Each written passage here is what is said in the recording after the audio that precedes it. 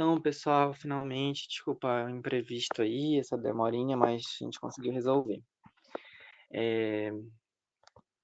Então, vamos falar aqui agora de pesquisa e direitos humanos, que é o tema que a Débora conversou comigo para a gente conversar hoje.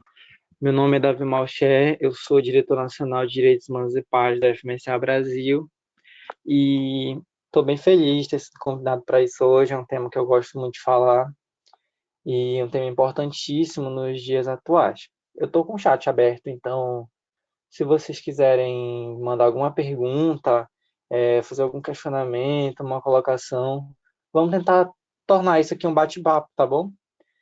Então, vocês podem mandar a qualquer momento aqui as dúvidas que eu vou estar lendo e aos poucos eu vou parando e a gente vai conversando.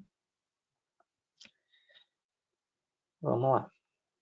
Então, a gente vai abordar alguns tópicos importantes aqui durante essa discussão. A gente vai conversar um pouco sobre ciência como direito humano, a gente vai ver a pesquisa e os direitos humanos, e não só nesse sentido, mas direitos humanos e a pesquisa. A gente vai ver que tem dois componentes aí dentro. Também a gente vai abordar um pouquinho sobre as atividades da FMSA Brasil e a pesquisa científica, como é que a gente consegue aliar elas duas. Vai conversar um pouco sobre ética em pesquisa, que é um tópico extremamente importante, e depois algumas oportunidades de publicação que vocês vão ter relacionadas a direitos humanos mais lá na frente. Tá todo mundo me ouvindo? Ou a Isabela que não tá conseguindo?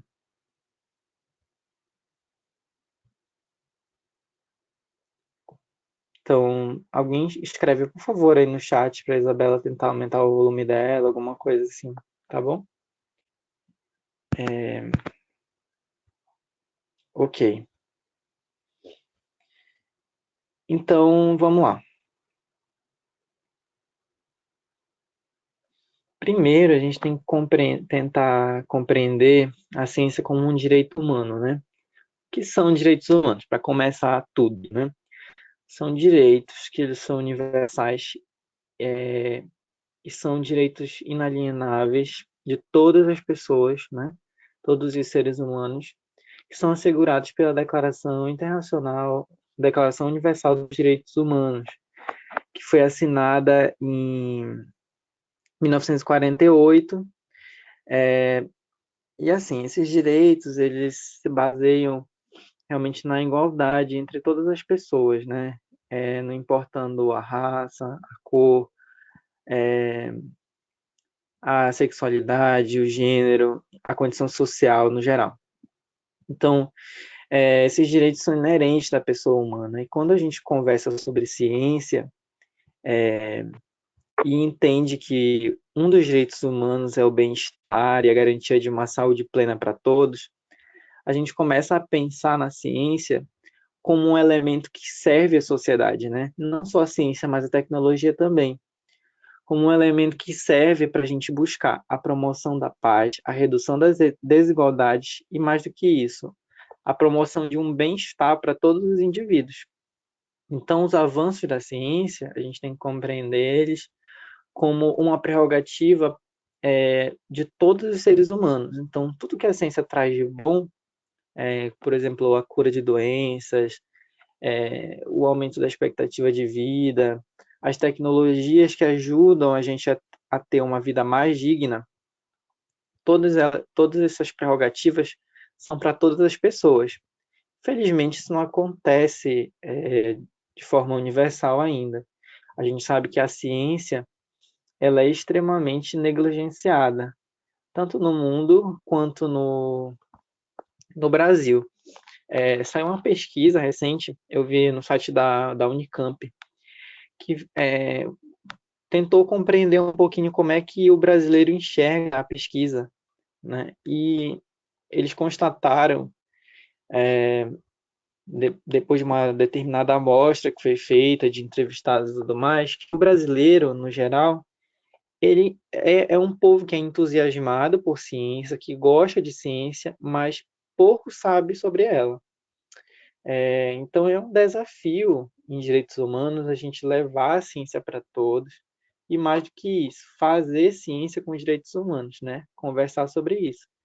Porque hoje em dia a gente tem um senso comum, né, que acredita que, por exemplo, os direitos humanos eles são uma instituição, né? É, eu já ouvi falar assim, pessoas me falando, mas cadê os direitos humanos para vir ajudar nisso aqui, nessa determinada situação, como se direitos humanos fosse um órgão, assim, né?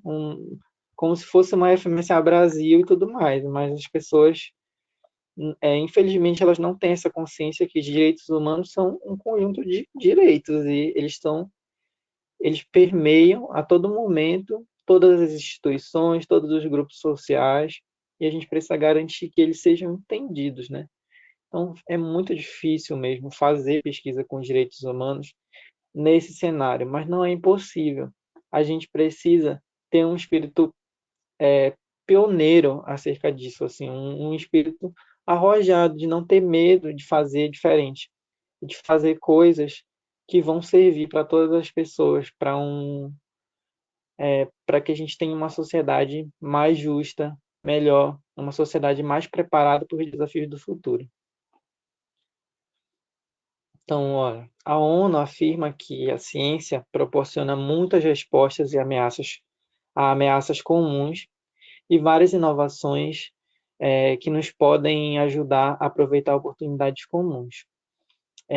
Infelizmente, mesmo a gente sabendo que a ciência ela garante todas essas respostas a esses desafios que vão vir no futuro, a gente vê o Brasil indo de contramão a isso.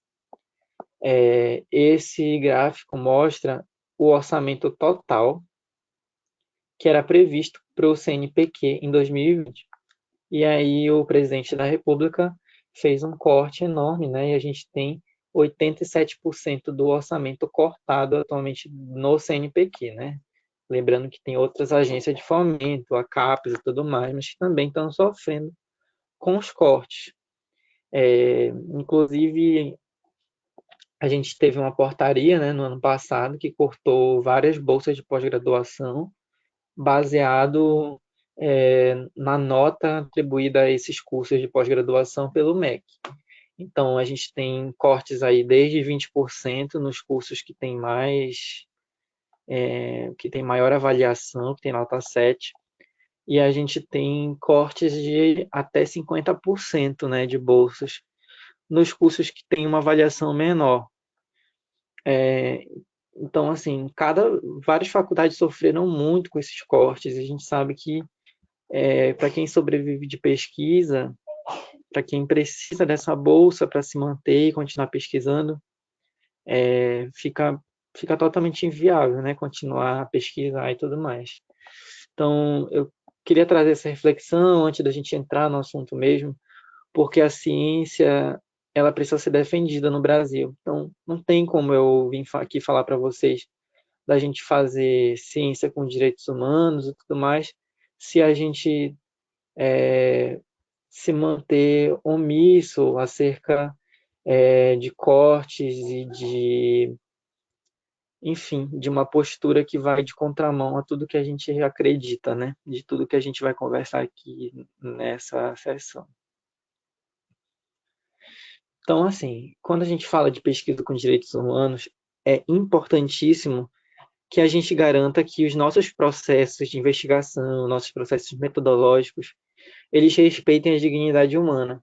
A nossa pesquisa, a gente tem que começar a entender que que ela não é feita simplesmente para estudar humanos. Os humanos não são objetos. As pessoas, enfim, são pessoas, né, que merecem dignidade no tratamento em todas as situações. Então, isso não foge na pesquisa. A gente precisa quebrar isso, que o ser humano seria um objeto de uma pesquisa. Na verdade, ele é um participante da pesquisa. Gente, desliga o microfone, senão dá muito eco, por favor. Melhorou. Então, mais na frente a gente vai conversar um pouquinho sobre a ética, sobre esses tópicos, assim, né, que eu estava comentando sobre o ser humano ser participante da pesquisa. Passar aqui um pouquinho, a gente pode entrar em alguns conceitos fundamentais, né? Primeiro é a ética, né? A ética, ela é, enfim, se a gente for devagar aqui sobre os diversos conceitos de ética, a gente vai passar horas, né? A filosofia, ela, ela aborda muito esses conceitos, mas um bem simplista que eu acho que a gente pode usar aqui em primeira mão é a ética como um conjunto de valores que vai orientar a sociedade para que a gente tenha um funcionamento harmônico, né? Onde ninguém saia prejudicado. Então, quando a gente fala de ética na pesquisa, é aquela lembrança que a gente precisa ser verdadeiro e ético acerca dos nossos resultados e dos nossos compromissos. O que eu quero dizer? Em qualquer pesquisa, a gente precisa ser.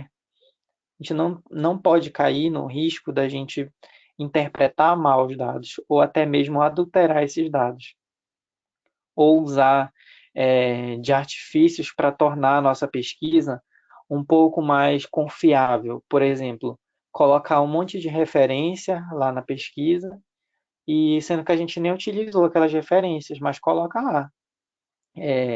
Harvard, coloca Universidade do Estado de São Paulo, coloca, enfim, qualquer pesquisador de peso lá nas referências bibliográficas, e a gente nem usou aquilo, a gente nem fez uma leitura crítica daquela referência. Então, isso a gente está deixando de ser ético. A gente só quer que fazer isso significa que a gente só quer que o nosso estudo se sobressaia em detrimento dos outros, né? Dos outros estudos que são feitos ali naquela área que a gente está tratando. E quando a gente compreende a ciência, né, como um direito humano, aquilo tudo que a gente estava conversando, a gente esbarra nesse sentido da ética. A nossa pesquisa, ela está aí para servir as pessoas, ela não é feita para massagear nosso ego, para encher nosso currículo. A nossa pesquisa tem uma função social, que é de trazer respostas e soluções para problemas que acontecem na sociedade. Então, o primeiro passo é sempre manter a ética.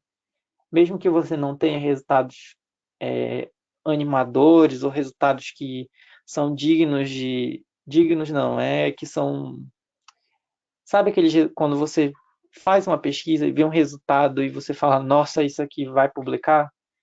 Só que nem sempre isso vai acontecer, vai ter pesquisa que você vai fazer e você vai encontrar uns resultados assim que pode ser mais do mesmo que já foi achado. Então, enfim, isso acontece na pesquisa, mas a gente precisa continuar carregando esses valores, né? De verdade, de justiça, de ética, enfim. Segundo ponto que a gente precisa conversar é sobre consentimento. Quando a gente faz uma pesquisa que envolve seres humanos, a gente precisa de consentimento dessas pessoas. Ele é dado através de alguns instrumentos. O principal deles é o TCLE, né? O Termo de Consentimento Livre Esclarecido, que é passado no início de uma pesquisa para pessoas adultas, né, que são capazes de consentir. Então, esse termo de consentimento livre e esclarecido, ele vai explicar que todas as pessoas elas têm direitos quando a gente faz uma pesquisa, né? A gente vai também explicar como é que essa pessoa faz, por exemplo, se ela precisar de algum auxílio ou de esclarecimentos, ou se ela quiser sair da pesquisa, enfim, vai ter todos os direitos e os contatos, e esse termo tem que ser em duas vias, né? Uma fica com a pessoa, a outra fica com o pesquisador. Existem outros instrumentos também, por exemplo, é o, é o termo de assentimento, né? Que é preenchido, por exemplo, pelas crianças e adolescentes e pessoas que a, não estão em plena capacidade de consentir, né? De escrever um consentimento. Então, por exemplo, uma pesquisa com criança, você vai passar esse termo de assentimento. Ele pode até ser, por exemplo, uma história em quadrinho. você tem que adaptar, né, para uma linguagem que aquela pessoa consiga entender o que vai acontecer com ela durante aquele processo ali da pesquisa. E aí, para a pessoa responsável por essa criança, por exemplo, você vai passar o TSLE. E o outro tópico que é importante sempre a gente lembrar, e aqui a gente já frisa um pouco em relação à pesquisa em direitos humanos, é a questão dos riscos e benefícios, né? É aquele primeiro, um dos princípios que a gente vê ali no início da faculdade de medicina, que a gente acaba esquecendo depois, mas que a gente tem que sempre colocar na frente de tudo que a gente faz na profissão médica, é o princípio de, primeiro, não causar mal, né? Então, quando uma pesquisa, assumidamente, ela pode causar mais dano do que benefício, então a gente não tem nem por que fazer ela, né? Sempre que a gente vai avaliar como a gente vai fazer a pesquisa, quem que a gente vai abordar, como é que a gente vai conversar com essa pessoa, a gente tem que ver se realmente aquilo vai trazer algum sofrimento para a pessoa, né? E tem várias formas da gente fugir disso, de causar dano, né? Então, eu coloco aqui para vocês que a pesquisa em direitos humanos ela tem uma questão muito importante, principalmente nas pesquisas, quando você faz uma abordagem um pouco mais, como é que eu posso dizer? Uma abordagem um pouco mais sensível, que foge do comum da pesquisa que é quantitativa, sabe? A gente não vai só abordar número, a gente vai, por exemplo, coletar diálogos, a gente vai fazer perguntas, vai tentar entender a percepção das pessoas sobre alguma situação que elas estão vivendo, a gente vai tentar compreender algum fenômeno. Certas perguntas, elas podem causar muito dano, né? E elas podem causar até mesmo revolta entre as pessoas que a gente está indagando. Mais na frente eu vou dar um exemplo um pouquinho melhor para vocês de o quanto de tato a gente precisa ter na pesquisa com direitos humanos. Mas é importante a gente ter esse olhar sensível e compreender que na pesquisa com direitos humanos, na maioria das vezes, a gente tá enfrentando ali uma das, enfim, diversas vulnerabilidades que são muito complicadas e que a gente precisa também reconhecer que durante esse processo a gente está em uma posição de privilégio, né? Enquanto pesquisador, enquanto pessoa que está ali, né? Com o instrumento da ciência nas mãos e a gente sabe que existem relações de poder, né? De conhecimento é poder, enfim. Então a gente tem que ser muito sensível para isso, porque somos todos iguais enquanto seres humanos. Então, ética é uma tecla que a gente tem que bater sempre, sempre, sempre quando a gente fala de pesquisa com direitos humanos. O Gustavo. Oi, Gustavo, tudo bem?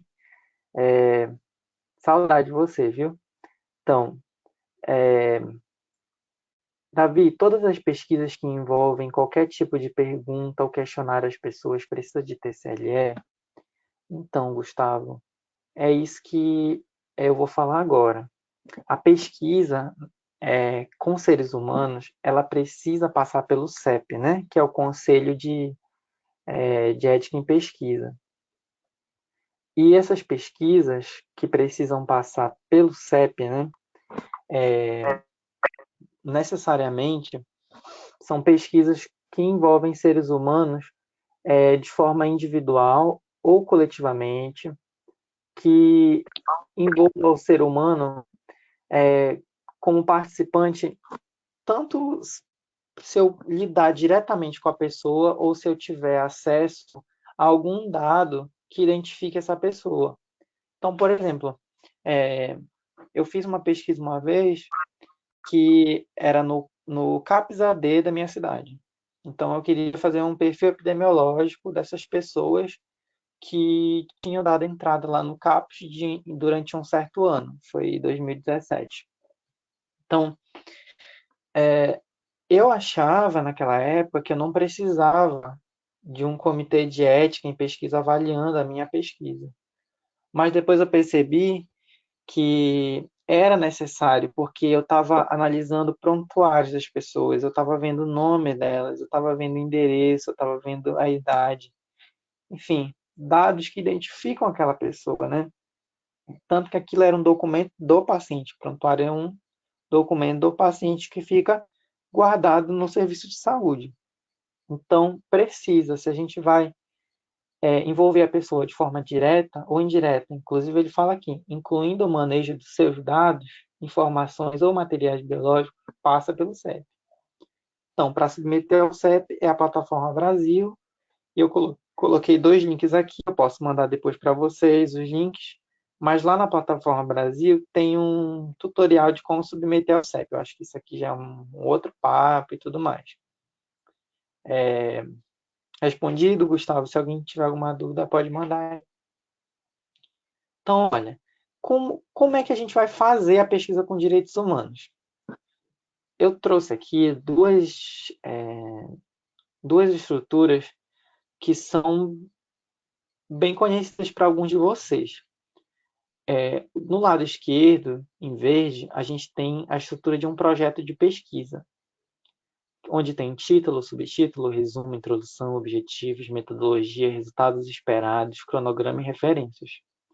E do lado direito, em preto, né, na verdade é um marronzinho escuro, a gente tem a estrutura do artigo científico, que ele vai ser produzido a partir do que a gente obter ali de resultados do nosso projeto de pesquisa, né? Então a gente vai ter um título, um subtítulo, um resumo, introdução, objetivos, a metodologia, resultado, discussão, conclusão e referências.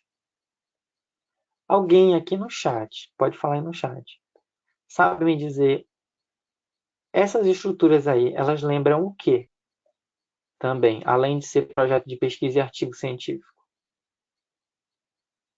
A FISA, exatamente.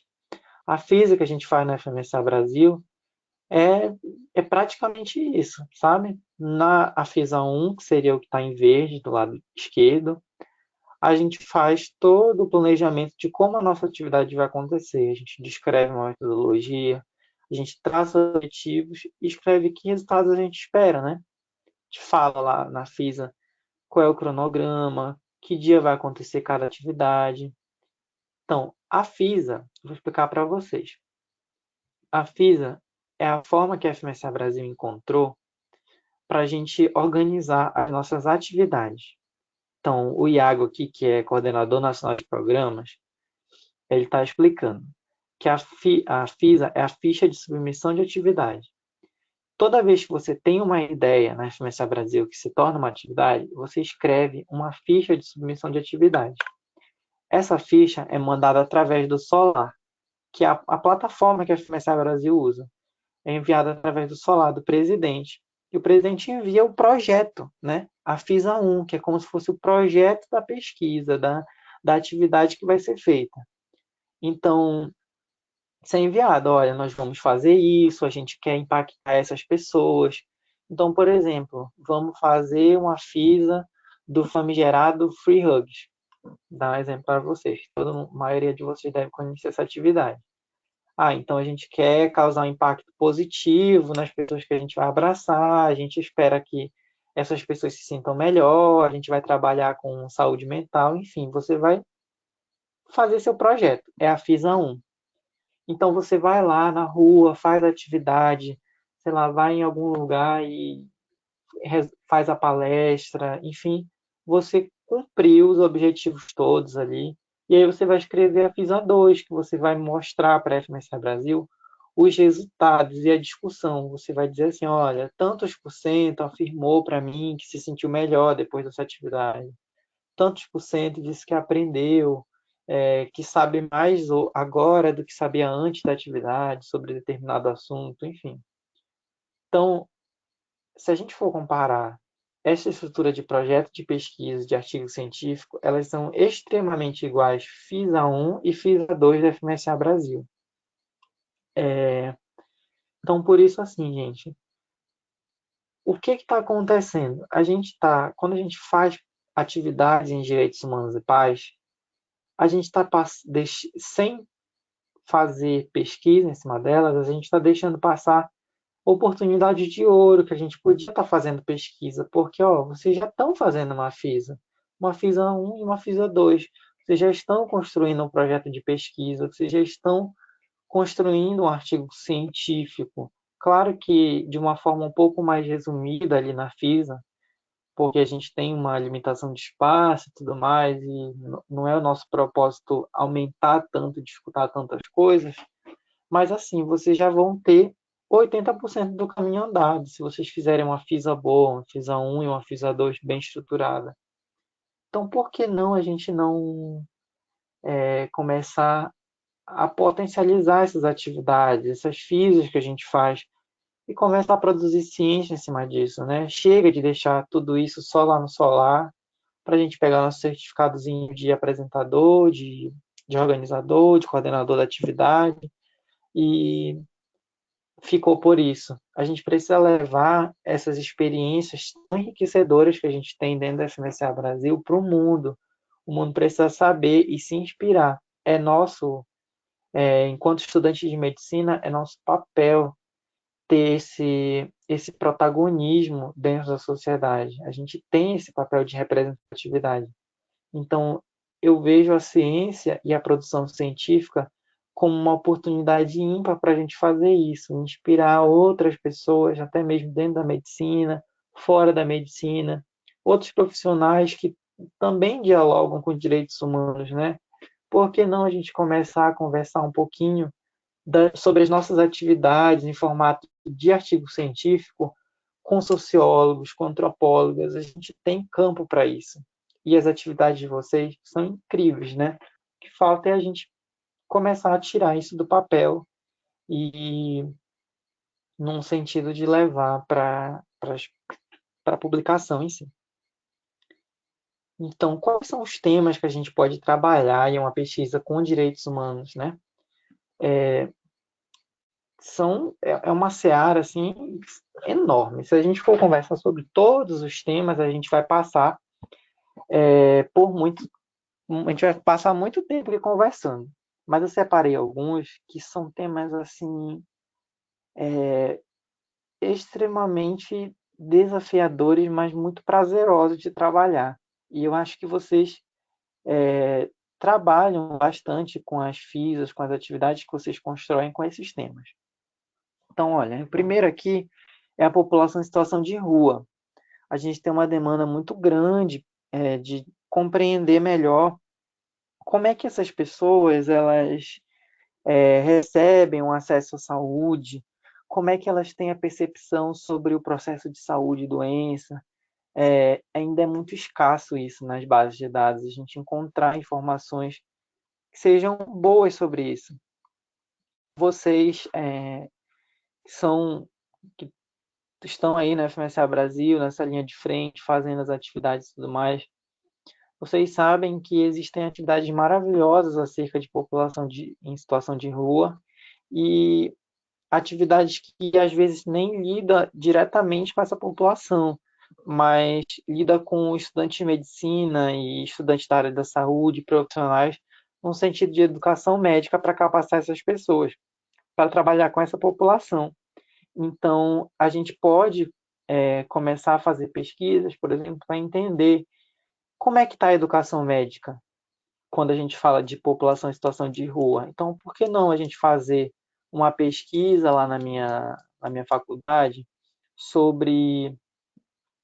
eu pego um questionário, eu passo para todo mundo e falo assim, olha, eu quero entender como é que está a situação da educação médica acerca do atendimento da população em situação de rua. Então, a gente vai fazer lá vai verificar algum questionário ou vai elaborar um questionário que vai indagar tudinho, né? Será se os estudantes de medicina realmente sabem atender a população em situação de rua, conhecem os direitos dessa população, conhecem as políticas nacionais, as políticas de saúde pública que envolvem a população em situação de rua? Então, depois que a gente fizer esse levantamento, eu vou, sei lá, vou chegar a uma conclusão que as pessoas não conhecem exatamente as políticas. Aí eu vou fazer o quê? Uma FISA para eu fazer uma atividade lá no auditório da minha faculdade sobre é, essa população e explicar um pouquinho mais para o pessoal sobre essas políticas de saúde pública para essa população. Aí eu passo um questionário e eu vou compreender agora como é que está a situação de conhecimento desses estudantes pós esse evento da FMSA Brasil. Pronto, gente, você já tem uma pesquisa pronta, entendeu? Não é tão difícil de fazer. Agora, se eu quiser ir mais além, se eu quiser realmente ser bastante arrojado, por que não ir até essa população de rua, fazer um projeto com elas e começar a coletar é, relatos dessas pessoas sobre a percepção de saúde? Então, perguntar como é estar em situação de rua e passar por uma situação que você precisa de atendimento de saúde. Então, essa pessoa vai te relatar toda a vivência dela, ela vai dizer quais são as dificuldades, quais são as coisas que estão boas na percepção dela, e a partir desses diálogos que você tiver, você vai conseguir destrinchar necessidades, você vai conseguir apontar pontos fortes e pontos fracos do sistema de saúde acerca dessa população, né? Isso vai ajudar depois, quando a gente já tiver esse artigo pronto, os gestores de saúde, enfim, quem está na frente disso, e até a gente mesmo, a entender de que forma a gente pode ajudar melhor essa população, ou seja, a gente vai estar coletando uma demanda deles, né? Você não vai estar levando simplesmente, eu acho que na rua tem muita tuberculose e eles precisam de atendimento de prevenção à tuberculose. Mas lá na tua pesquisa, essa população disse que não, que eles estão precisando de compreender um pouco mais sobre problemas que têm, sei lá, uma causa dermatológica, por exemplo. Ou eles têm muita demanda acerca de nutrição. Enfim, tudo pode acontecer, as populações depende do lugar, depende da realidade local, mas é só um exemplo. Então você está trazendo uma demanda dessas pessoas e ao mesmo tempo fazendo uma pesquisa que vai ser útil para elas, né? Não só para essa população diretamente, mas indiretamente, né? A partir do momento que você leva para os gestores de saúde os seus resultados. A gente também pode trabalhar com a população privada de liberdade, nessa abordagem parecida com a população em situação de rua. Outro tema que a gente pode trabalhar na pesquisa com direitos humanos é o de sistema de saúde. E aqui entra também o acesso não discriminatório à saúde, que é um tema extremamente importante da gente começar a destrinchar também, porque aqui a gente pode avaliar acerca da visão dos profissionais de saúde. Será se esses profissionais realmente compreendem a importância da gente ter um acesso não discriminatório à saúde? Será se eles sabem o que é realmente, como botar em prática o acesso não discriminatório à saúde dentro desses sistemas? Né? Aí eu vou fazer todas as perguntas e depois eu posso perguntar isso também para os pacientes, se eles sentem que existe uma humanização dentro daquele serviço de saúde, se eles compreendem que o fluxo daquele sistema de saúde é um fluxo que realmente atende às necessidades a partir do momento que a saúde é um direito humano, universal e tudo mais que a gente já conversou. Então, a partir disso, a gente pode fazer uma pesquisa que confronta essas opiniões de profissionais e pacientes, e a gente consegue chegar a conclusões que podem ajudar esse sistema de saúde a melhorar os seus resultados, a melhorar a atenção à saúde que eles prestam à população. Profissionais do sexo também é uma abordagem parecida com a população em situação de rua, a população privada de liberdade. A gente pode também trabalhar racismo, intolerância religiosa, a população LGBTQI+, refugiados, povos indígenas. Lembrando que para trabalhar com povos indígenas, a gente tem um comitê de ética específico que vai trabalhar com essa população indígena. Mas isso aí já é uma coisa muito mais específica. Então, assim, a gente precisa começar a pegar esses assuntos que a gente já trabalha como atividade e transformar em pesquisa. Aqui nesse quadro está tudo que vocês já fazem, que vocês já trabalham, vocês já conversam sobre isso.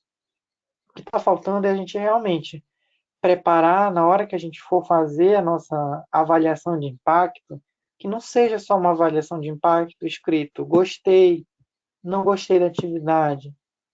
Descreva com uma palavra o que você achou. Ótimo, bom, muito legal, inspirador. Não, gente, vamos escolher um questionário estruturado, um questionário bom, validado, para a gente conseguir fazer a nossa pesquisa mesmo de uma forma completa, que a gente faça uma pesquisa que seja forte, que seja bem embasada, que seja bem construída metodologicamente. Para isso, vocês têm que contar com dois assistentes muito importantes.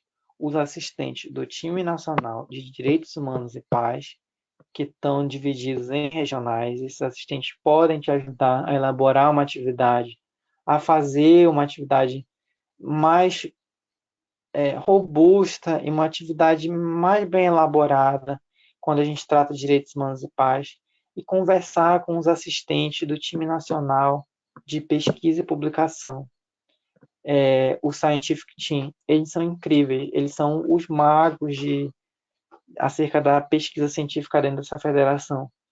Então, é com eles que vocês têm que falar. Se vocês tiverem alguma dúvida na hora de construir no passo a passo. A pesquisa científica, a gente não constrói, a gente não aprende a fazer ela do dia para a noite. Eu acho que seria muito antididático eu chegar aqui para vocês e mostrar, olha, vocês vão construir desse jeito, A, B, C ou D. Porque até o tempo é pouco, então isso aí a gente vai conseguir fazer aos pouquinhos, né? Mas eu acho que é importante a gente começar a fazer e a gente ir aprendendo com os erros. Vocês já fazem isso. Então, assim, quero fazer uma pesquisa. Veja quem é o assistente do Scientific Team da sua regional, veja quem é o assistente do Greenlamp Team, conversa com ele, chama os dois, faz um grupo com os dois, olha, estou com essa dúvida, eu quero fazer uma pesquisa assim, qual é o caminho, por onde eu começo? O Iago está falando aqui dos CNPs também. Os CNPs, eles não estão lá só para corrigir as FISAs, eles também estão disponíveis no WhatsApp, pelos meios de contato deles, para vocês tirarem as dúvidas durante a elaboração da atividade. Para quando essa FISA chegar, essa FISA já chegar redonda para eles. Então, vocês têm toda uma organização administrativa que pode ajudar vocês a conseguir trabalhar melhor. Né? Eu acho que a maior dificuldade, a coisa que eu tentei trazer aqui, é realmente como é que a gente pode delinear e ter alguns esboços na nossa cabeça a partir dos temas que a gente já trabalha. E a gente tem algumas plataformas de publicação depois que a gente fizer tudo isso, porque, enfim, a gente não vai guardar nossa pesquisa lá no bolso, né? A gente vai publicar ela e essa pesquisa publicada vai ajudar outras pessoas também a fazer pesquisa. Pessoal, pode desligar o microfone, por favor? Está com o microfone ligado. Dá muita interferência aqui na hora que eu estou falando.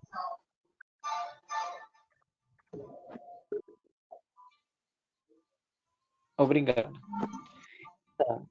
Opa, tá ligado ainda. Eu acho que é a Maria Eduarda.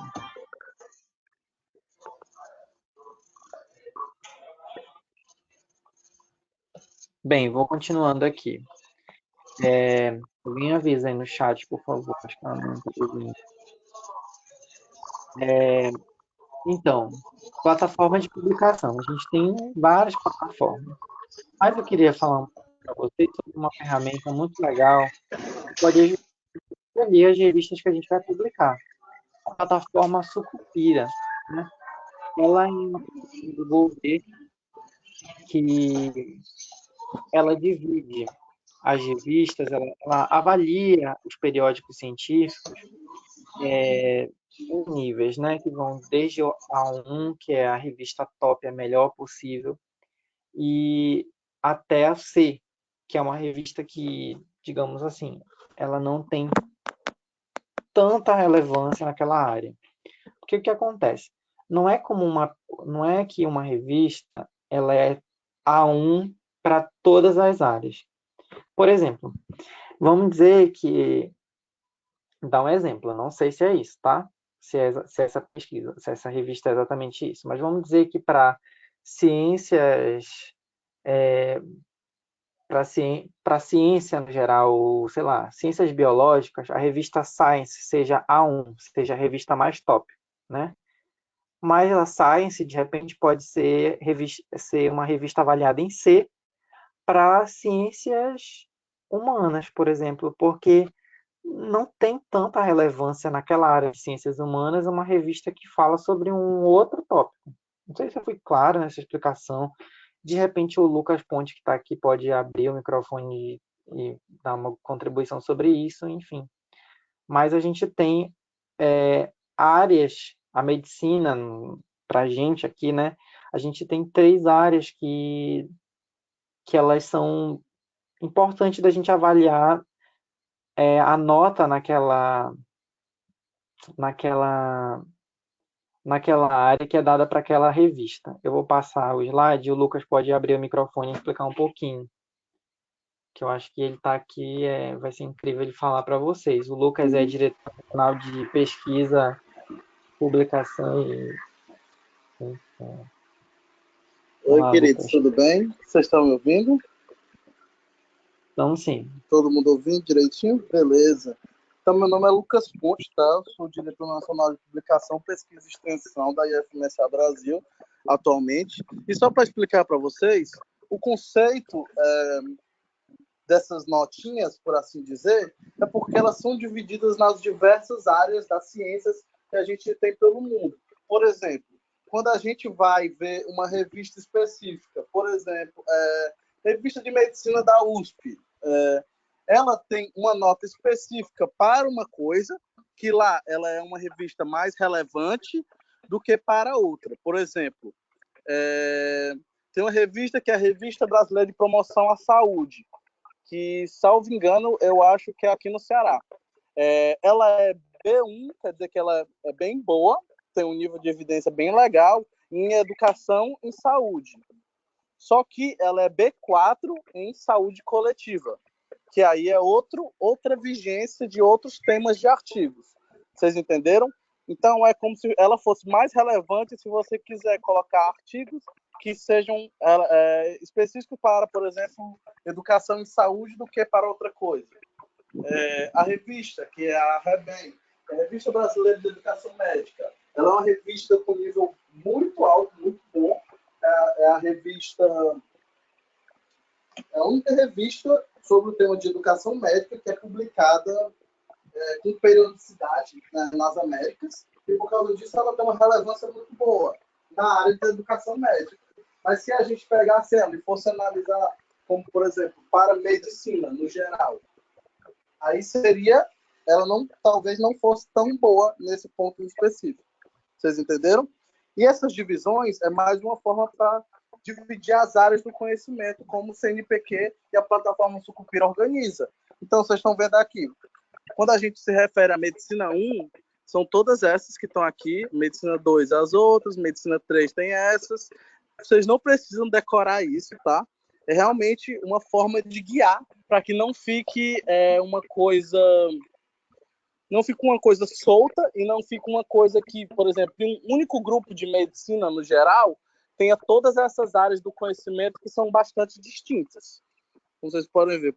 Por exemplo, vocês acham que tem uma relação tão grande assim de cirurgia oftálmica e dermatologia? Pode ter, né? Mas não é uma relação causal tão assim para que a gente veja que eles estão em áreas do conhecimento relacionadas. Por causa disso que tem algumas divisões assim. Vocês entenderam melhor? Tá ótimo, Lucas. Foi bem didático. Oi, a Rebeca falou uma coisa aqui rapidinho. Desculpa aqui, Davi. A Rebeca falou, Lucas, essas revistas estão filiadas à IFMSA ou a IF tem uma revista própria? Então, Rebeca, a IFMSA Brasil, a nível nacional, tem uma revista própria, que ela se chama Brazilian Medical Students, que eu sou o editor-chefe, o pessoal do Scientific Team, que é o nosso time nacional de publicação, pesquisa e extensão, Eles também são editores de conteúdo e outras pessoas são editores da parte visual dela. Ela é a nossa revista nacional da IFMSA Brasil. Ela é uma revista validada como uma revista científica. O que quer dizer isso? Que ela tem um códigozinho que se chama ISSN, que é um código internacional de validação de revistas. Então, por exemplo, se você for colocar ela no Lattes, eles pedem para quando vai colocar uma publicação completa, publicada em um periódico científico, você precisa colocar o ISSN dessa publicação. E a gente tem agora. Foi uma conquista recente, foi esse ano. Quando a gente estava no comecinho do ano, a gente conseguiu. E tem a revista internacional da IFMSA a nível mundial, que é a MSI, que é a Medical Students International, que aí é a revista da IFMSA a nível mundial. Tá? Elas são revistas que agora elas ainda não estão indexadas em nenhuma base de dados. Que base de dados é? Cielo, Lilacs, PubMed, Medline, todas essas são exemplos de bases de dados e que a gente ainda, veja bem, não está indexado em uma dessas bases de dados. As nossas publicações são feitas numa plataforma chamada issu.com/IBMS, Brasília Medical Studies, que vocês acham. Pode colocar BMS e FMSA Brasil no Google, que também acha.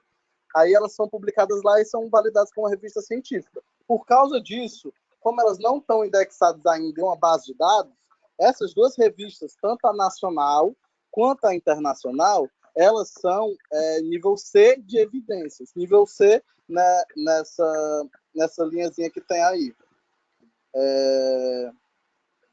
Você tá de mar. Aí elas são nível C porque elas ainda não são, elas são revista científica validada, mas elas ainda não estão indexadas em uma base de dados. Quando elas são indexadas em uma base de dados, elas ficam no mínimo em B4. Aí, dependendo de como for o nível de vezes que os artigos que são publicados nela são referenciados em outras revistas, que é essa taxa que você vê, que aí elas vão subindo no nível de relevância científica. Vocês entenderam? Pois é um mundinho, né? Mas se vocês tiverem qualquer dúvida, podem mandar e-mail por aqui também. @IFMSA-Brasil. Pode mandar e-mail, viu? Pode continuar. Pois muito obrigado, viu, Lucas? Incrível. Eu coloquei até aqui, ó, as capas das últimas edições da BMS, que é um lugar que vocês podem mandar essas publicações acerca de direitos humanos e paz, né? Outro que, a nível internacional, que seria legal vocês também começarem a investigar um pouquinho, é o Health and Human Rights Journal, que ele é uma revista da Universidade de Harvard. Então, é bem legal publicar aqui e eles têm... Você pode mandar a qualquer época do ano, qualquer artigo relacionado a direitos humanos que eles publicam tipo, no site deles. Mas eles têm 2 publicações anuais que aí são indexadas e tudo mais, que elas acontecem em junho e em dezembro de cada ano. Então, por exemplo, em dezembro de 2019, tá pequenininho aí, mas eu vou ler para vocês, eles trabalharam um pouco sobre aborto no Oriente Médio e do Norte da África. Então, assim, foi uma coisa bem específica que talvez a gente não conseguisse trabalhar muito. Mas a que vai ser publicada em junho, por exemplo, ela vai tratar sobre saúde mental e bem-estar relacionado à saúde, né? À saúde e direitos humanos no geral. Então, é uma coisa assim que vocês podem mandar artigos para lá para serem publicados e tudo mais. Claro, ele recebe em inglês, mas é incrível. Vocês fazem atividades muito boas que podem ser publicadas aqui. E quem tiver alguma dúvida, como publicar, como é que faz, quais são as regras, eu também posso ajudar. Porque eu conheço as normas de submissão dessa revista, eu posso dar algumas orientações para vocês. Outra legal também é a BMC, que é a International Health and Human Rights também. Ela tem vários tópicos, principalmente relacionados a acesso não discriminatório à saúde, pessoas que vivem com HIV, prisão, violência e conflito, e saúde de populações em situação de vulnerabilidade. E quem quiser também trabalhar com questões das leis e políticas nacionais de saúde, essa revista também aqui é o que eu indicaria para vocês, assim, a nível internacional também, tá bom? Yasmin, a que eu falei é a Health and Human Rights Journal. Eu vou digitar aqui.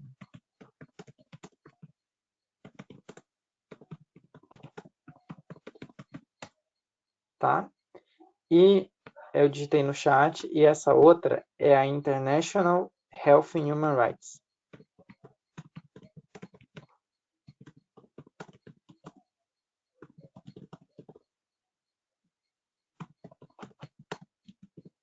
A BMC, tá?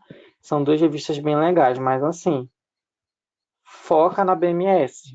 Quando abrir a BMS, manda as atividades para lá, que o Lucas Ponte vai ficar muito feliz. Vai ser o Natal antecipado do Lucas e de todos nós que somos apaixonados por direitos humanos e paz. Então é isso, pessoal. E fica aqui o convite para a gente, junto, usar a ciência para construir um mundo melhor. Essa fotinha aí sou eu, para quem ainda não me viu, meu roxinho. Meu contato aqui, meu e-mail norpe@fmsabrasil.org, meu telefone para alguém tiver alguma dúvida, e é isso. O André perguntou, precisa fazer parte da FMSA para ter algum artigo nas revistas? Nessas internacionais não precisa. Lucas bateu a dúvida, você pode responder acerca da BMS, mas eu acho que não precisa ser filiado. Não sei exatamente. Oi. Então, sobre para a BMS, o que a gente recomenda é que seja ao menos uma pessoa dentro dos artigos que seja filiada à IFMSA Brasil. Tanto para as duas. A gente recomenda isso, mas não tem algo específico falando. É porque o intuito da BMS em si, da nossa revista nacional, é valorizar as ações que ocorrem dentro da IFMSA Brasil, os artigos, as pesquisas, os desenvolvimentos, os estudos, tudo isso que vocês e os nossos filiados, os coordenadores locais, tudo isso eles vão participando. Porque, por causa disso que também é um ponto super, hiper, mega interessante para participar e para vocês conseguirem mandar essa representatividade para os próprios estudantes das suas universidades. Porque, olha, um local que tem uma revista nacional e internacional com ISSN, quer dizer, uma revista validada, que você não paga nada para submeter, eu não conheço nenhuma outra possível instituição que tenha algo parecido, sendo bem sincero para vocês. Se já tem algum edital para a BMS, ainda não. A gente está em processo de lançar.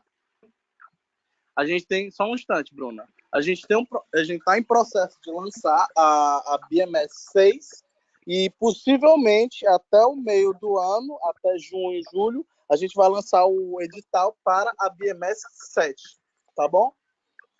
Lucas, vocês podem me enviar um... Opa, Davi, pode falar, amigo. Pois é, era sobre a revista. Inclusive, a gente tem sessões, né, separadas. Acho que a outra Bruna falou aqui que se podia de qualquer tema. Dentro da BMS, a gente tem sessões gerais, que são, por exemplo, do tema que o Lucas e o pessoal seleciona para ser o tema da edição. Então, por exemplo, essas outras edições tiveram temas aqui, né? Medicina e cultura, saúde mental dos estudantes de medicina, os objetivos do desenvolvimento sustentável, mas a gente tem sessões dos comitês permanentes, então a gente tem uma sessão só de direitos humanos e paz, do que o esporte trabalha, né? Isso, amigo. Opa, tá ouvindo? Opa. É isso mesmo. A gente tem sessões para cada um dos eixos de atuação da IFMSA Brasil.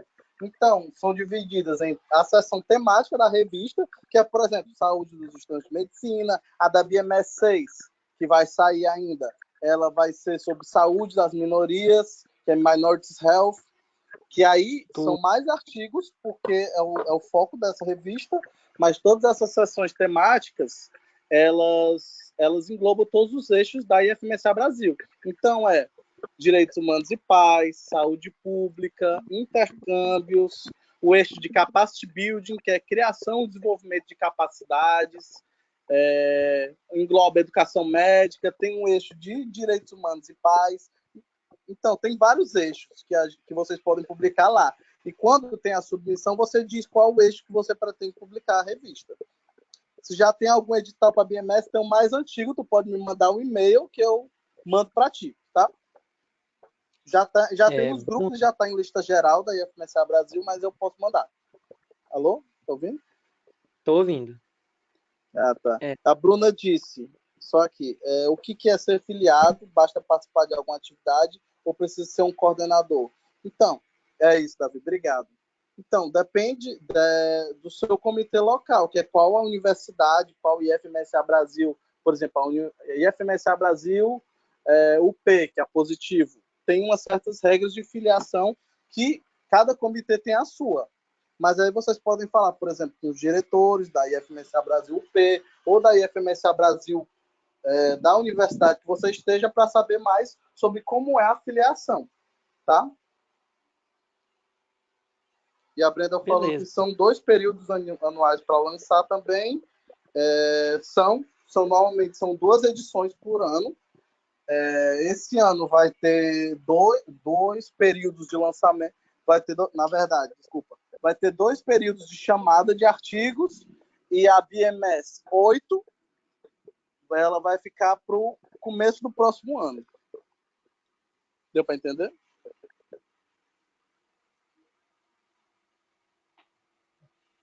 Beleza. Gente, Isso. então Opa, é amigo, quer isso. falar alguma coisa? Não, Lucas, só basicamente era isso. Opa, aconteceu alguma coisa. Então, gente, muito obrigado por essa parte. Agora a Virgínia da FEMPAR, ela vai explicar um pouquinho sobre um projeto que foi feito de pesquisa de direitos humanos e que pode ser um exemplo aí para vocês se inspirarem, que foi muito incrível apresentar lá na G Recife. Aproveitem. E obrigado, Lucas, pelas contribuições. Você é sempre incrível.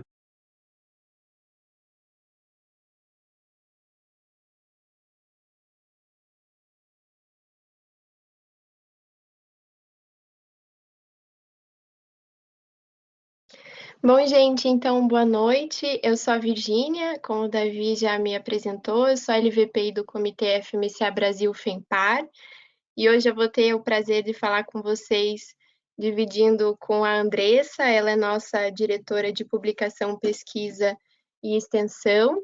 E a nossa proposta aqui, eu sei que o tempo já está avançado, então eu vou tentar ser breve, mas é contar para vocês um pouquinho da campanha que a gente fez em autoestima da população idosa, uma abordagem em instituição de longa permanência.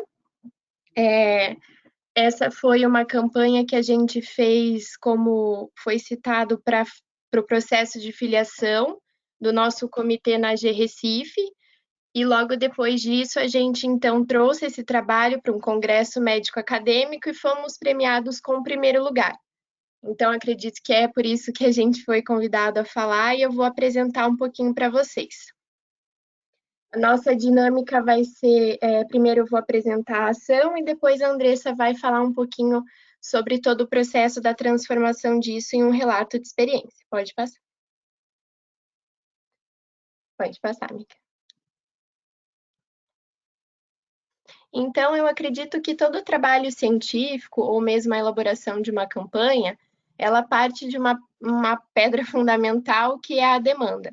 Se você tem uma demanda real, uma demanda coesa e muito lúcida com a realidade que a gente está vivendo, você com certeza vai ter muita facilidade de dar continuidade nos processos desse trabalho ou dessa ação. Eles vão fluir totalmente. À medida que, se você tem uma demanda que não tem coerência ou que não tem contexto ou base científico, isso está fadado a não ter o impacto que você espera e não ter o resultado naquela população que você deseja abordar. Então, uma demanda, ela é feita de um contexto em seus níveis, então vou exemplificar com os da nossa ação. Existe um contexto global, que era o envelhecimento populacional, então em países desenvolvidos a gente tem a inversão da pirâmide etária, e um contexto regional, então nós somos de Curitiba, aqui na região sul há um aumento crescente da população idosa, principalmente dessa população institucionalizada em instituições de longa permanência. E, por fim, nós tínhamos um contexto local do nosso comitê em especial, que era uma das participantes, por acaso, a Andressa. Ela conhecia uma instituição que precisava da intervenção na saúde mental das idosas. Diante disso, a gente precisa buscar, para comprovar a nossa demanda, uma base científica. Então, como ela era muito real, o nosso contexto era muito real, não foi difícil encontrar artigos, encontrar censos que exemplificassem isso. O que nós encontramos foi comprovando o envelhecimento populacional, a depressão na população idosa que estava institucionalizada, isso porque aumentou a expectativa de vida e, consequentemente, as pessoas passam mais tempo nessa realidade. E, por fim, a falta de autoestima como sendo um fator depressivo, e então a gente decidiu trabalhar justamente nesse eixo. Pode passar. Então, para contextualizar um pouquinho mais sobre a nossa realidade, o que a gente tinha era essa instituição que eu comentei para vocês, o Lar Vovó Joana, e a nossa base científica, a gente sempre busca aquilo, o contexto mundial, mas também trazendo para artigos regionais que abordem, por exemplo, a saúde mental de idosos aqui no Paraná, que seria o nosso estado. Pode passar. Então, falando um pouquinho sobre o nosso contexto, fica muito fácil definir o impacto que a gente quer causar. E a nossa intenção na abordagem com aquelas idosas era justamente dar um passo em direção ao resgate da autoestima delas e de uma recuperação da sua saúde mental, independente do contexto que elas estavam vivendo, que é um contexto mais desfavorável em uma instituição de longa permanência. Pode passar. Eu acho que a partir disso a gente chega numa metodologia muito redondinha, né? Como abordar isso. A nossa escolha foi fazer uma capacitação, claro, e uma campanha por meio de uma tarde de atividades. Eu queria só fazer um parênteses aqui e dizer que depois dessa fala do nosso NORP sobre toda essa importância da publicação e tal, eu acredito que é um grande diferencial das ações da FMSA, essa capacitação e essa importância daqueles que são voluntários, dos alunos. Isso é uma coisa que chama muita atenção numa banca examinadora, porque você realmente dá importância para o trabalho que vai ser realizado, e quanto melhor você seleciona essas capacitações, mais relevante isso vai ser nos resultados que você vai apresentar. Então, a nossa escolha foi capacitar os voluntários que iriam atuar de forma mais abrangente, então, no manejo de idosos frágeis, e mais específico daquilo que a gente realmente ia falar, que era saúde mental na terceira idade. Pode passar. A nossa abordagem, ela foi direcionada pela psicóloga que nos capacitou. Então, nada adianta a gente fazer todo um planejamento e não fazer uma abordagem muito personalizada e específica para o público que a gente quer abordar. No nosso caso, eram 13 idosas. Então, se a gente utilizasse de uma metodologia expositiva, isso seria totalmente inadequado, não seria bem retido por elas. Por isso, a gente tentou uma abordagem mais lúdica, com dinâmicas, e acho que é bem importante também ressaltar algumas coisas que, por exemplo, uma banca examinadora poderia nos questionar, que seria um número desproporcional de voluntários ou uma abordagem que não fosse condizente com a idade que elas apresentam. Pode passar. A metodologia que a gente escolheu, como eu falei para vocês, foram essas atividades em 5 etapas. A primeira delas foi a cama de gato, pode passar. Eu não sei se todo mundo que está me ouvindo conhece essa dinâmica, mas a gente adaptou ela um pouco para a realidade delas lá. Então, nós colocamos um novelo nas mãos delas e funcionava assim. Então, eu falo meu nome e uma qualidade. Eu sou a Virgínia e eu sou sincera. E eu vou passando para as pessoas ao meu redor até que no final, na dinâmica, nós temos uma teia que liga todos nós, então nós estamos interligados, que era o que a gente queria representar para elas, e elas também poderiam externar e expor essas qualidades. De cara, a gente já encontrou uma grande dificuldade porque elas não falavam sobre si. Elas falavam aquilo que elas gostavam. Ah, então eu sou a Ana e eu gosto de passarinho. Mas elas não sabiam falar as qualidades, justamente comprovando aquela demanda que a gente já tinha. Pode passar. Em seguida, a gente levou para elas um buquê de flores com diversas flores, então rosa, tulipa, begônia, e começamos a citar as características dessas flores. Então, a rosa ela é uma flor muito romântica, ela é uma flor muito bonita, mas também é uma flor cheia de espinhos. E assim fomos citando defeitos e qualidades dessas flores até que elas se identificassem com algumas delas. E por fim, nós citamos que, assim, quando você pensa na rosa, você não pensa no espinho. Você pensa só nas qualidades que elas têm, e era isso que a gente gostaria que elas pensassem delas, que apesar de todo o tempo, de todo o desgaste emocional, na beleza, enfim, a perpetuidade delas estava justamente nessas qualidades, assim como as flores que elas tinham. Depois disso, de uma maneira mais individual, para ter um contato mais próximo com elas, cada voluntário se reuniu ali com 2 ou 3 idosas e nós fizemos 2 listas. A primeira delas falava sobre coisas que elas não gostavam, então defeitos, coisas ao redor delas, mágoas que elas tinham, e a segunda falava sobre coisas que elas gostavam, qualidades, coisas que elas gostavam de comer, porque realmente a gente continuava tendo aquela dificuldade delas falarem delas próprias.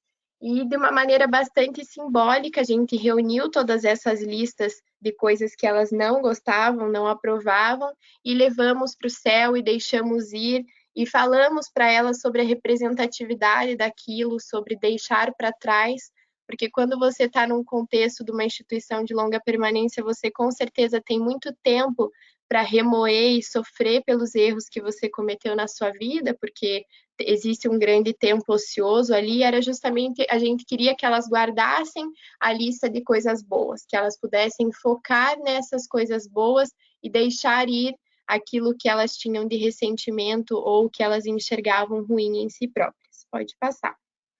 Por fim, eu acho que a parte mais emocionante dessa ação, particularmente a que eu mais gosto, aí na imagem vocês podem ver, nós demos para cada idosa uma caixinha de MDF e falamos para elas que dentro daquela caixinha existia o que elas deveriam mais valorizar, o melhor presente que elas poderiam receber, a coisa mais preciosa que elas tinham, e quando elas abriam era um espelhinho. Então elas se viam dentro daquela caixa para entender o quanto a vida delas era ainda um presente, o quanto elas deveriam se valorizar.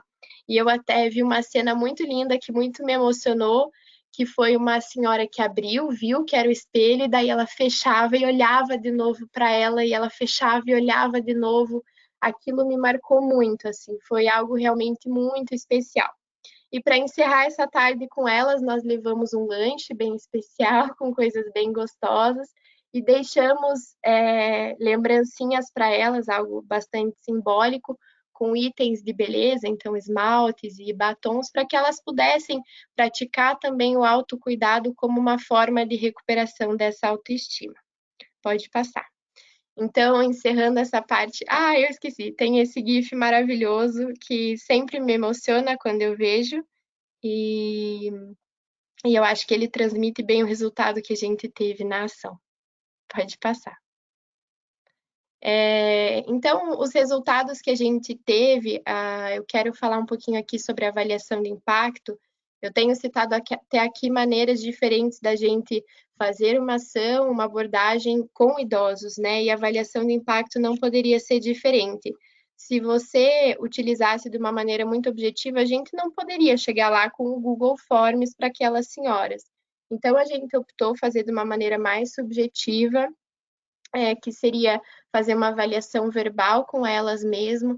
Então, de 0 a 10, o quão impactante foi, de 0 a 10, o quanto isso melhorou o seu dia, e elas sempre responderam 10, deixaram a gente muito felizes, inclusive um comentário fofo, que a gente no final, né, claro, perguntou o que elas não teriam gostado, se de repente fomos invasivos, enfim, e a resposta delas foi que elas não tinham gostado, que a gente tinha que ir embora. Naquele momento a gente queria colocar todas elas num potinho. Mas para compensar, né, um pouco essa abordagem um pouco mais subjetiva, a gente também teve a oportunidade de avaliar o impacto com as profissionais da instituição, então elas fizemos perguntas, e aí é que vem a parte interessante de que às vezes a gente atinge objetivos com uma campanha que a gente nem mesmo espera. Então elas nos contaram algo que não era do nosso conhecimento, que essas mulheres elas não se sentiam como um grupo, elas não tinham grandes conversas, enfim, não tinham uma boa relação. E naquele momento elas se surpreenderam porque assim, aquelas senhoras passaram a tarde inteira em roda, realizando as atividades, conversando conosco, então isso foi bastante positivo. Pode passar. Para concluir, eu acredito assim que a nossa ação teve um impacto pessoal para mim muito grande. Teve uma eficiência em dar o passo que a gente pretendia na autoestima daquelas mulheres. É claro que a gente enfrentou desafios, como, por exemplo, um comprometimento cognitivo maior do que a gente esperava, mas foi muito benéfico ver a maneira que elas ficaram quando a gente saiu de lá. A gente acredita que, como é uma abordagem para uma população idosa, quanto maior o número de visitas, quanto mais batido for isso, maior vai ser a retenção delas. Mas, assim, a gente, depois que passar toda essa pandemia, ainda tem o sonho de, inclusive, reproduzir isso em instituições maiores, que abordem ambos os sexos. E, para concluir a minha fala, passar para a Andressa, eu acho que eu pessoalmente participei, né, ativamente de toda a elaboração dessa ação e eu não imaginava que teria o impacto que teve na minha vida. Como eu falei no início, ali a gente fez para todo um processo da filiação e da IF, e quando você começa a escutar, você vê estudantes de medicina que fazem a diferença, formando médicos melhores. E a partir daquela ação eu vi que realmente essas frases às vezes podem parecer aos nossos ouvidos um pouco clichê, mas realmente me fez enxergar que isso é possível e é um grande instrumento para isso a IFMSA. Acho que era isso. Muito obrigada, gente. Andressa. Bom, agora vamos começar. Estão me ouvindo certinho? Alguém pode responder? Tá. Então, vamos agora para a parte de passar tudo isso que a Vi falou para a gente para o papel. Então, como fazer isso, uma ação tão maravilhosa como essa, se tornar um relato de experiência, que foi o que fizemos e que acabou sendo premiado num congresso de acadêmicos de medicina aqui de Curitiba. Então, primeiramente, eu só vou falar rapidinho para vocês sobre o que é um relato de experiência, para quem ainda não teve o contato, que, como está escrito aqui, é uma forma de escrita de uma experiência vivida. Principalmente no contexto da IFMSA Brasil, a gente tem muita oportunidade de elaborar relatos de experiência, porque toda ação, toda atividade, campanha que a gente faça, é muito possível de você transformar isso em um relato de experiência. Obviamente que tem a base na literatura científica, que tanto como a Virgínia falou, a gente utilizou lá no começo, e o relato de experiência, ele tem algumas especificidades, como um foco num momento de reflexão do autor desse relato de experiência, que a gente vai mostrar um pouco mais para frente, mas que mostra a capacidade do autor desse relato de não apenas descrever, fazer uma análise descritiva da ação, mas de mostrar a reflexão em torno daquela experiência. Então, antes de você ir lá, sentar para escrever o seu relato, existem algumas coisas que eu julgo bem importante para que já tenham sido feitas, como utilizar as FISAs. Já foi falado antes com relação às FISAs, então é importante que tenha sido bem feita a FISA 1 e a FISA 2, porque elas vão ser a sua referência na hora de fazer um relato de experiência. Elas vão ser muito utilizadas. Então, façam bonitinho desde o começo que para passar para o relato de experiência não vai ser uma dificuldade. Outra coisa que também é um pouco diferente do relato de experiência com relação a outro tipo de escrita é a descrição dos problemas. Existe uma importância muito grande em descrever os problemas e os desafios que aconteceram durante a elaboração da ação, durante a ação, porque demonstrar os problemas e como eles foram corrigidos demonstram a habilidade que o grupo teve de resolver esses problemas e acaba enriquecendo muito o trabalho. Bom, então com relação, eu vou mostrar a vocês cada ponto que precisa ser colocado no relato de experiência e depois eu vou mostrar o exemplo que foi o relato que nós fizemos, que foi submetido. Então, primeiramente, com relação à introdução, existem 3 coisas, né, que devem ser colocados, que é a apresentação geral do tema, é a contextualização desse tema e uma justificativa. O porquê vocês estão realizando esse trabalho, o porquê que essa demanda foi necessária de ser abordada. E também é importante que na introdução ela funcione como um funil, que você vá de um tema bem geral, que você demonstre de uma forma bem geral e acabe chegando na parte mais específica possível, que é o porquê que vocês estão fazendo esse trabalho. Bom, então aqui como exemplo, eu coloquei justamente como foi o nosso trabalho, né? Então, só colocar aqui o marcador, tá. Então, eu não vou, obviamente, ler todas as partes do nosso trabalho, só vou pontuar algumas coisas que para justamente vocês entenderem como foi elaborado na nossa cabeça e como aquilo foi colocado no papel. Que eu acho que isso ajuda muito na hora de vocês sentarem e escreverem um relato de experiência. Então, como que a gente começou? A gente começou falando mais ou menos o número de idosos, de pessoas com mais de 60 anos no Brasil, que atualmente corresponde a cerca de 13% da população brasileira. Aí nós continuamos falando que na cidade de Curitiba, que é onde estamos e onde essa ação foi feita, mostramos que em 2022 terá mais moradores acima dos 60 anos do que crianças e pré-adolescentes com até 14. Então, nesse início, nessa contextualização, nós estamos mostrando, o número de idosos já é grande no Brasil, como a Virginia falou lá no começo, questão da pirâmide etária. Então, é um contingente populacional grande e que cada vez vai se tornar maior, inclusive na nossa própria cidade. Então, esse contingente é e será uma demanda de saúde pública, é e será uma demanda para a nossa cidade. Então, o que a gente pode fazer com esse público? Aí já ficou na nossa cabeça. Então, daí nós continuamos, né? Com o crescimento desse extrato social, notou-se a necessidade de abordar a saúde mental do idoso. Por que abordar a saúde mental do idoso? Porque cerca de 11% já possuem depressão. Então, a gente apresentou uma prevalência de distúrbios, de doenças mentais que já existem nos idosos. E essa prevalência, de acordo com a literatura, ela aumenta em idosos institucionalizados e em mulheres. Aí, se você junta esses 2 itens, no caso, idosas institucionalizadas, essa prevalência será muito maior. Então, é aqui que a gente mostra como justificativa da necessidade de abordar a saúde mental do idoso, principalmente de idosas institucionalizadas, porque foi justamente o objetivo do nosso trabalho, que é o que a gente vai falar a seguir. Então, com relação aos objetivos, acho que não sei se foi aqui o slide, só um segundo.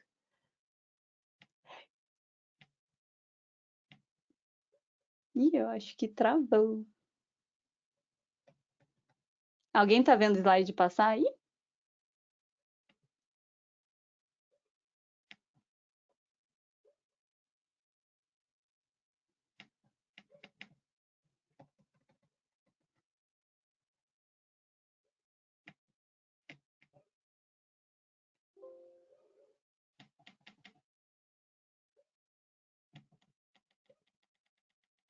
Amiga, travou, mas acho que se você terminar a apresentação e voltar a compartilhar, dá certo. Mas eu acho que bloqueou a apresentação da tela, sabe? Não tá indo.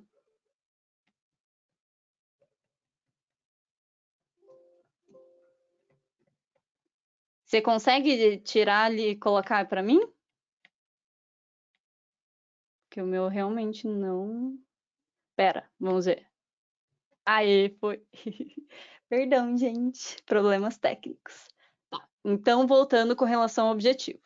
Então, ali já deu para entender uma contextualização do tema, que a gente foi do geral, falando, ó, olha como no Brasil tá acontecendo com relação a essa faixa etária. Agora, olha em Curitiba. Então, e o que a gente quer abordar dentro desse grupo? Queremos abordar a saúde mental. Por quê? Porque já tem uma prevalência de tantos por cento de depressão.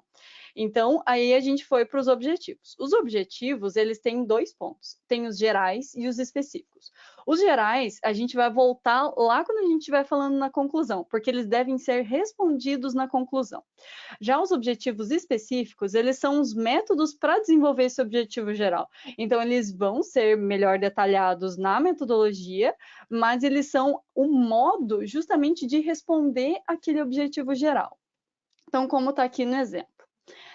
Então, aqui a gente colocou como objetivo geral o resgate da autoestima e saúde mental de idosas em instituição de longa permanência para idosos, que é a ILPI, incentivando o autocuidado. Porque, como a Virginia tinha falado, esse foi um dos melhores modos que encontramos de incentivar esse resgate da autoestima nas idosas, que foi através do autocuidado. E como que nós realizamos esse objetivo geral? Através da capacitação de alunos sobre como abordar a autoestima em idosas, porque obviamente não tinha como a gente inserir alunos nesse contexto sem ter feito uma capacitação sobre isso previamente. E também daí citamos, né, a realização de dinâmicas de grupo, no caso com as senhoras, para fortalecimento de vínculos e também para o autoconhecimento delas. Aí a gente vai para a etapa do relato.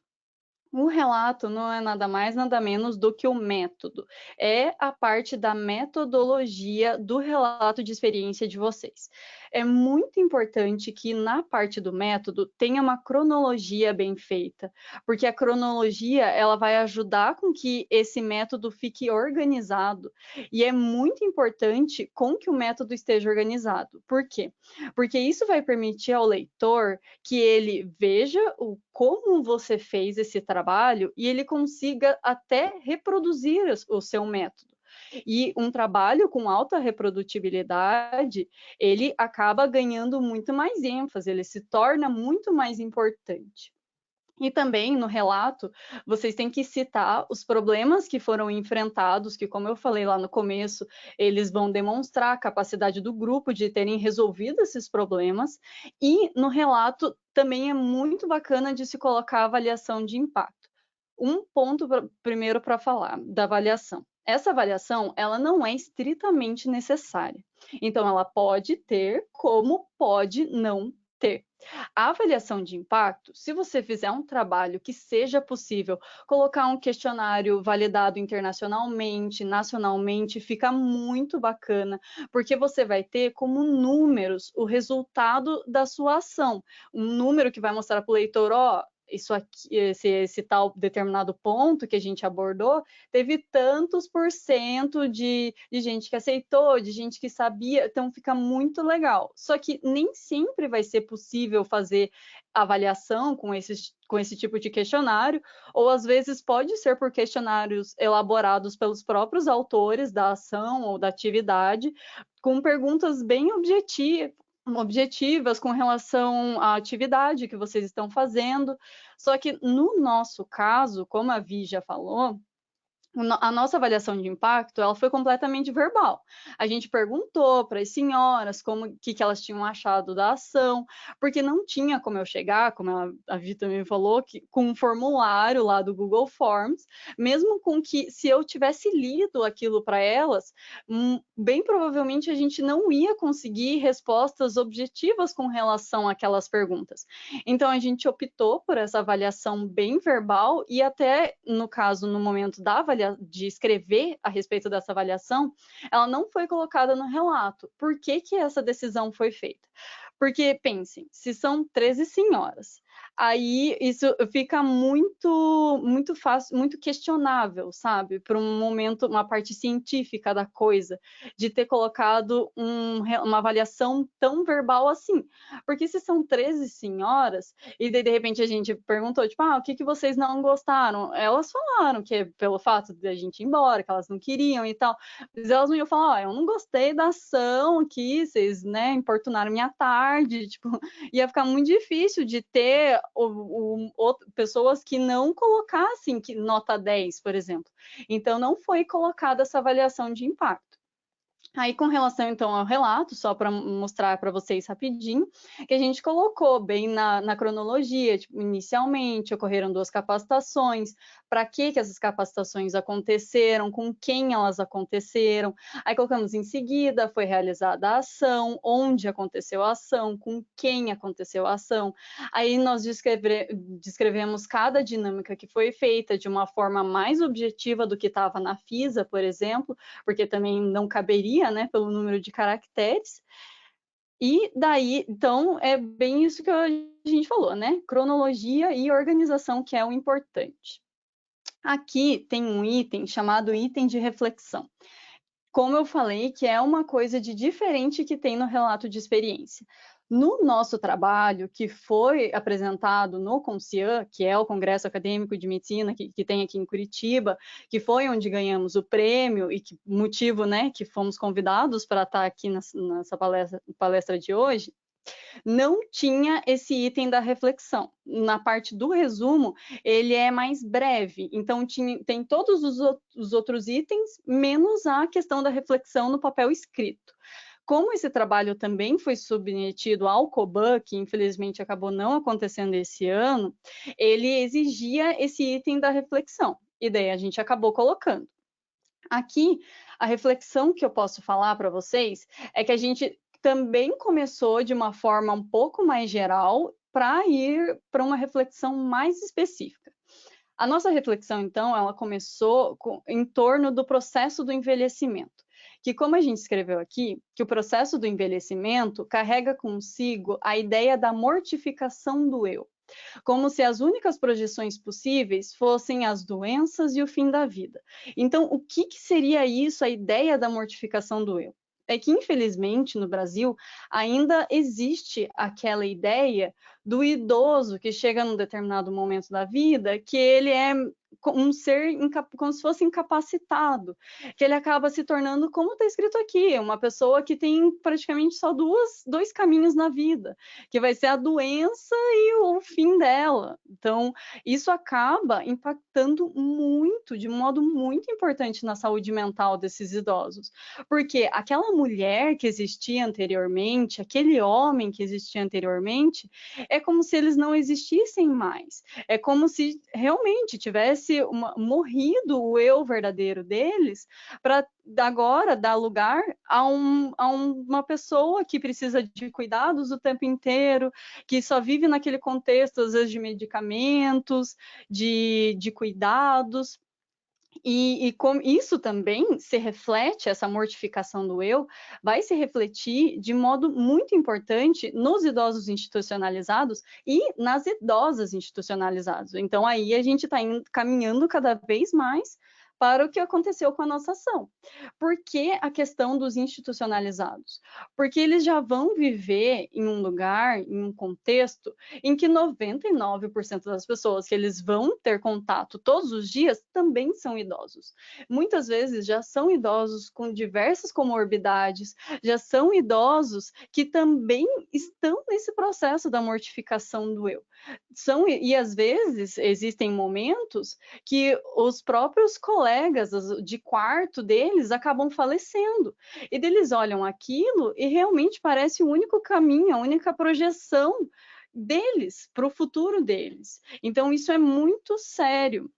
E no caso das idosas institucionalizadas, o outro problema com relação a algo que impacta na saúde mental delas é pelo fato delas serem mulheres, porque a maioria delas, até pelo que elas nos relatavam, elas são mães, elas foram mulheres que dedicaram a vida inteira delas para os filhos, para a família, e que chegam em uma determinada fase da vida que elas são, na maioria dos casos, completamente abandonadas em uma instituição de longa permanência. Isso vai impactar, sim, na saúde mental dessas idosas. No caso dessas mulheres institucionalizadas, vai impactar muito na autoestima delas, que foi o objetivo do nosso trabalho, de abordar essa questão da autoestima, porque a autoestima, ela vai interferir diretamente na saúde mental delas. E daí, analisem uma mulher que muitas vezes tinha seus cuidados, que se maquiava, que se cuidava, agora que ela está nesse contexto de abandono, nesse contexto de ter uma ideia de mortificação do indivíduo que ela era, ela não vai se cuidar mais. Ela vai parar, inclusive, com cuidados básicos de higiene. A autoestima dela vai estar extremamente prejudicada. E foi mais ou menos nessa linha de reflexão que nós tomamos. E daí, como conclusão desse trabalho, né, desse relato, obviamente, como eu já tinha falado, ele tem que corresponder ao objetivo geral e vai acabar tratando do impacto na saúde mental dos idosos com relação à nossa ação. Então, daí, na conclusão, só pontuar uma coisa para vocês, que como esse aqui é o exemplo que a gente tinha submetido ao COBAN, o COBAN no edital exigia com que tivesse uma declaração explícita a respeito de alguma diretriz. Vou assumir que foi a primeira vez em que eu fiz isso, então, obviamente, e como não tive o feedback, né, não tem como ter certeza absoluta de que isso está certo, mas a gente acabou colocando o artigo 39 do Código de Ética do Estudante de Medicina, só para dar uma pincelada que a gente tratou, né? A questão do dever do estudante de medicina de agir de uma forma solidária e respeitosa com as pessoas, que foi isso que o tempo inteiro a gente fez nessa ação.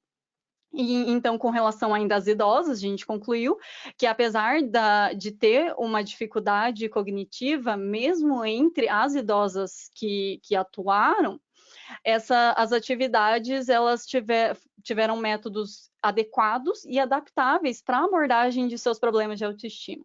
E que, como a Vi falou, um sucesso maior pode ser alcançado com um aumento no número de visitas, porque, obviamente, a gente não conseguiu resolver todos os problemas em uma única visita, né? Aí, por fim, tem aquela questão dos descritores, das palavras-chave e as referências, que aqui vocês vão fazer um Ctrl+C, Ctrl+V da FISA, por isso que é importante que ela tenha sido bem feitinha, e tem a questão da declaração de anuência. A declaração de anuência, no caso do CONCIAN, como eu falei, que é o Congresso aqui de Curitiba, ele não exigia, mas no caso do COBAN e de vários outros congressos, exige. A declaração de anuência é como se fosse um substituto, entre aspas, do comitê de ética. Você não, que na verdade, não, esquece essa assimilação, porque não precisa de comitê de ética. É isso que eu quero que você guarde na cabecinha de vocês. Relato de experiência não passa por comitê de ética. Você precisa ter essa declaração de anuência apenas. Essa declaração você vai encontrar no Drive Nacional da Pesquisa, você vai lá na pastinha Material de Apoio, que vai ter uma pasta chamada Documentos, e que você encontra essa declaração. Você só precisa trocar, obviamente, né, os itens e colocar o que foi o seu relato, sua ação, e daí aqui você precisa do carimbo do diretor, do responsável do lugar, com o CNPJ e assinatura. Esse é o máximo de burocracia, digamos assim, que tem um relato de experiência. Então, e aqui para já indo finalizando a minha fala, eu gostaria de lembrar a vocês do que a Vi falou e também que o nosso NORP falou várias vezes com relação à demanda. Gente, esse trabalho, ele não se iniciou com o objetivo único e exclusivo de se tornar um relato de experiência. Não adianta eu ficar 3 horas aqui explicando para vocês como escrever um relato de experiência se vocês não tiverem uma demanda real, uma demanda necessária, uma demanda que chame a atenção. Porque senão isso vai ser um relato como vários outros. Como, por exemplo, a questão da saúde mental dos idosos, se você pesquisar, como nós pesquisamos, você vai encontrar N artigos, vários trabalhos feitos sobre isso. Só que quantos deles abordavam a saúde mental de idosas em uma instituição de longa permanência? E isso só foi possível porque, sim, eu tive contato com a instituição anteriormente para ter ideia, mas é a questão de você ter olhos abertos para a sua realidade, você olhar para o entorno e enxergar qual demanda precisa ser atendida. Se você tiver uma demanda bacana, escrever o relato de experiência vai ser só mais um ponto para que no fim vocês consigam chegar a um resultado como nós conseguimos, que além de nos tornarmos comitê não pleno ainda, né, com esse trabalho, nós conseguimos o primeiro lugar em relato de experiência em saúde coletiva no Congresso Científico dos Acadêmicos de Medicina aqui de Curitiba. E no momento ainda temos apenas esse prêmio, mas em breve esperamos conseguir ainda mais coisas com esse trabalho. E eu acho que é isso. Se ficou alguma dúvida, alguma coisa, pode abrir o microfone, mandar no chat. Estamos à disposição. E acho que é isso. Obrigada, gente.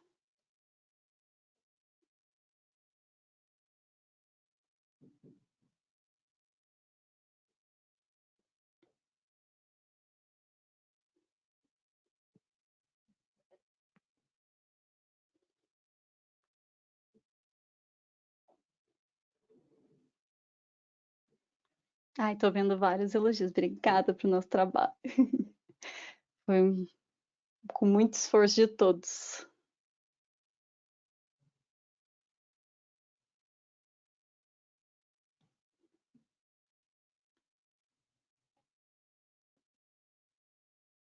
Ai, para quem não conhece, né, eu e a Virgínia também não mostramos o nosso rostinho. A Bia é essa e eu sou a Andressa, é essa aqui. Que nós não colocamos uma fotinho que nem o nosso NORP.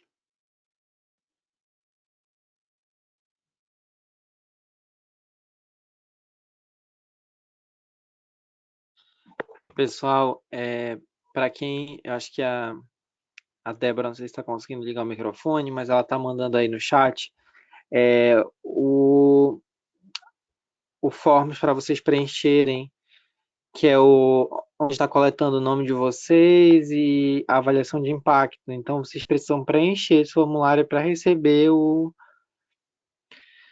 certificado de vocês, tá bom? Nesse docs que está sendo enviado aí o link. Gente, só responder uma perguntinha que me fizeram aqui, eu acabei não vendo, agora a Anne me avisou, obrigada. Que falaram, não sei quem perguntou, acho que foi Rebeca que perguntou, então posso submeter o mesmo trabalho em congressos diferentes? Sim, você pode submeter. Muito provavelmente você tenha que fazer alterações, porque cada congresso tem um ponto que ele pede, mas é extremamente possível que um trabalho ele seja apresentado como o relato, por exemplo, nesse caso no CONCIAN, em um outro congresso.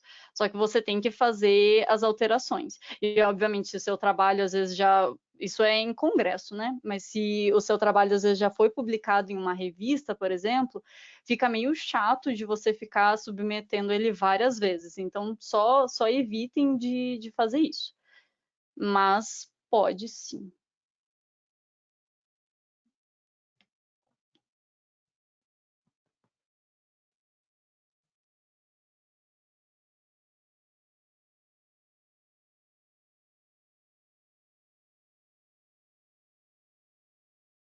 Se alguém tiver alguma dúvida acerca de direitos humanos e paz, pode mandar para mim lá no meu contato, norp.fmsa Brasil. Sempre estou muito disponível para ajudar vocês.